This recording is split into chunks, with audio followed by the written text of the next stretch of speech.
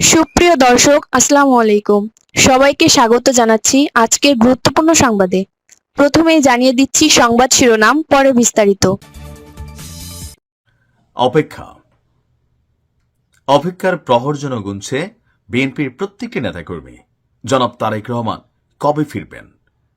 একসময় আর কখনোই রাজনীতি করবেন না এই ধরনের মুচলেখা দিয়ে বাংলাদেশ ছাড়তে বাধ্য করা হয়েছিল জনাব তারেক রহমানকে।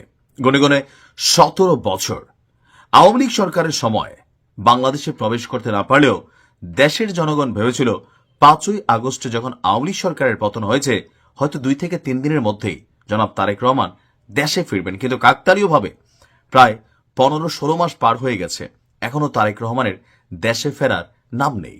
তবে এবার সত্যি সত্যি দেশে ফেরার ঘোষণা দিয়েছে জনাব তারেক রহমান। যতটুকু তথ্য সূত্র উপাত্ত বলছে যে আজকেও বিএনপির কেন্দ্রীয় কমিটির এক ভাইয়ের সাথে কথা হচ্ছিল, তো তিনি বলছিল যে মোটামুটি ধরে রাখো 25শে ডিসেম্বর এর আগে পরেই জনাব তারেক রহমান বাংলাদেশে ফিরবে। তো ক্যালকুলেটেড যে টাইমটা সেটা যতটুকু জানলাম যে 25শে ডিসেম্বর। তো জনাব তারেক রহমানের এই দেশে ফেরাকে কেন্দ্র করে ওসমান হাদির হত্যাকাণ্ডের পর কিছুটা তো উত্তেজনা, টেনশন, দুশ্চিন্তা অবশ্যই রয়েছে। তবে জনাব তারেক রহমানের দেশে ফেরা নিয়ে মার্কিন দূতাবাস তারা একটা বিজ্ঞপ্তি দিয়েছে। এখন কেন এই বিজ্ঞপ্তি আসুন দেখি।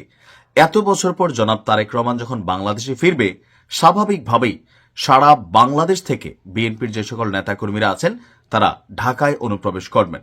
ঢাকা শহর কার্যত এক ধরনের অচল হয়ে পড়বে। তারপরেও প্রিয় নেতাকে দেখার জন্য সবাই ঢাকা আসবে।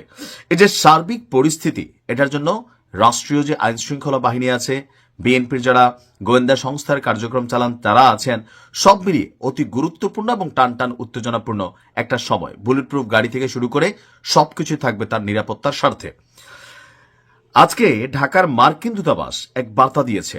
বার্তাটিতে বলছে, গণমাধ্যমের প্রতিবেদনে জানা গেছে বাংলাদেশ জাতীয়তাবাদী দল 25 ডিসেম্বর বেলা 11:45 থেকে ঢাকা শহরের পূর্বাচল এক্সপ্রেসওয়ে অর্থাৎ 300 ফিট সড়ক এবং শাহজালাল আন্তর্জাতিক বিমানবন্দর থেকে গুলশানগামী সড়কগুলোতে একটি বড় সমাবেশের পরিকল্পনা করেছে। এই কর্মসূচি দলটির ভারপ্রাপ্ত চেয়ারম্যান জনাব তারেক রহমানের প্রত্যাবর্তন উপলক্ষে আয়োজন করা হচ্ছে। এ সময় তীব্র যানজটের আশঙ্কা করা হচ্ছে। এ সময় ঢাকা শহরে বা তার আশেপাশে যাদের ভ্রমণের পরিকল্পনা রয়েছে তাদের অতিরিক্ত সময় হাতে নিয়ে চলার এবং বিকল্প সড়ক ব্যবহার করার পরামর্শ দেওয়া হচ্ছে। আমেরিকার দূতাবাস বলছে, শাহজালাল আন্তর্জাতিক বিমানবন্দরে যাত্রীদের তাদের বিমান টিকিট এবং ভ্রমণ সংক্রান্ত নথিপত্র সঙ্গে রাখতে হবে এবং পুলিশ চেকপয়েন্টে প্রয়োজনে তা প্রদর্শনের জন্য প্রস্তুত থাকতে হবে।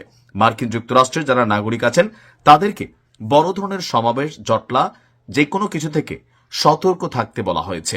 যে কোনো বড় ধরনের ঘটনা আশঙ্কা বাংলাদেশের সরকার যেমন করছে, বিএনপিও তেমন করছে, উন্নত বিশ্বগুলো কিন্তু তেমন করছে তাদের নাগরিকদের নিরাপত্তার খাতিরে।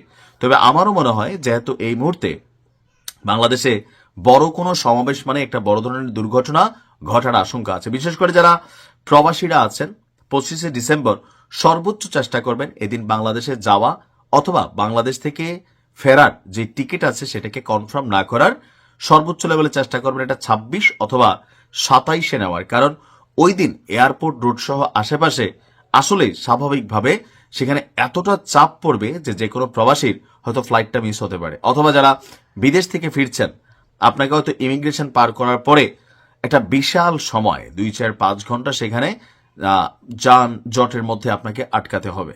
আর এর পাশাপাশি নিরাপত্তা সংশ্লিষ্ট বিষয়গুলো তো আছেই। তো বাংলাদেশের জনাব তারেক রহমানের এই মুহূর্তে ফিরে আসা উচিত। দেখা যাক যে তিনি আসার পর আসলে এখানে কি কি ঘটে। তবে যারা বিড়াল লাভার আছেন তাদের জন্য সুসংবাদ হচ্ছে তারেক রহমানের সাথে তার বিড়ালটাও ফিরে আসছে। ভালো থাকুন।